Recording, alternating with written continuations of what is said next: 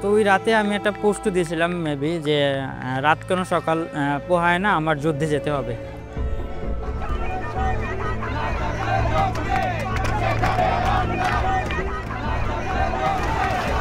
Link রোডে আসার পরে হচ্ছে পুলিশের সাথে আমাদের ধাওয়া পাল্টা দেওয়া শুরু হয়।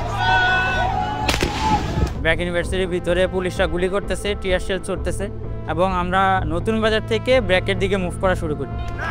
এর মধ্যে হচ্ছে পুলিশের যে অ্যামিনিশন ছিল এগুলো সব শেষ হয়ে যায়। ওরা হচ্ছে কানাডা ইউনিভার্সিটির দিকে ঢুকে পড়ে আর আমরা কিছু রাস্তার উপরে যেয়ে দাঁড়াই।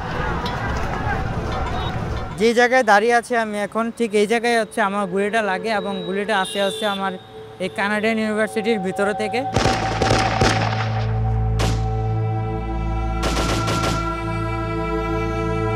একটা সাউন্ডের শব্দ হয় গুলির, তো আমি এরকম তাকানোর পরে আমার এই জায়গায় কানে একটা জ্বলার অনুভব হয় এবং কানের যেই বুলেট পিলেট ঢুকছে এটা এখনও দেখা যায় এবং দেখি যে আমার চোখ দিয়ে কন্টিনিউয়াসলি ব্লিডিং হচ্ছে এবং ওই সময় আমি বুঝছি যে আমার মনিটা হয়তো বা ফাইটে গেছে চোখের। তো তারপর হচ্ছে ইমার্জেন্সি আমার হসপিটালে শিফট করা হয়। ওরা দেখি প্রথমে বলছে আপনার কর্নিয়া তো ড্যামেজ হয়ে গেছে, তো ওই জায়গায় আমার অপারেশন হয়। তো আমার 10% ভিশন হওয়ার সম্ভাবনা ছিল, তো ওই 10% আসে নাই, 6.6 আসছে আর কি ভিশন। কিন্তু যতই দিন যাচ্ছে হচ্ছে আমার যে ডান চোখের যে আলো শোষণ ক্ষমতাটা ওটা আস্তে আস্তে কমে আসতেছে, এটা আমি রিয়েলাইজ করতে পারতেছি আর কি।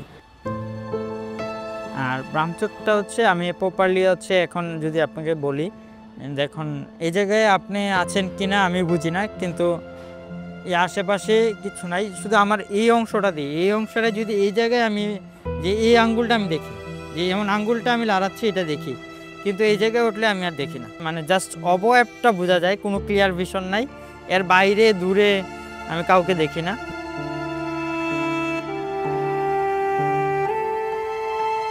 আসলে এখন সত্যি কথা বলতে নিজে মেন্টালি প্রিপেয়ার হচ্ছি যে কীভাবে হচ্ছে এক চোখ নিয়ে সামনের দিকে ফরওয়ার্ড করা যায়।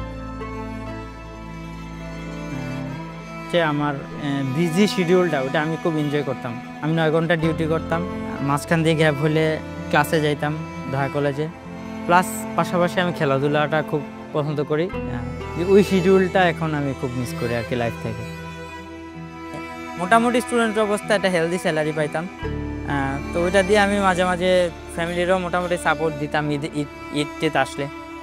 তো ওইটা লাস্ট 1 বছর ধরে এটা আমি দিতে পারি না, এটা নিজের কাছেই খারাপ লাগে। বাংলাদেশের আমার একটাই আশা থাকবে, প্রথম হচ্ছে আমি চাই সবার বাক স্বাধীনতা ফিরে আসুক, সবাই যাতে অন্যায়ের বিরুদ্ধে কথা বলতে পারে এবং উঁচু থেকে নিচ পর্যন্ত সবার জন্য দেশের আইন এক থাকবে, সেটা নিশ্চিত হোক। এরকম একটা বাংলাদেশ আমি প্রত্যাশা করি।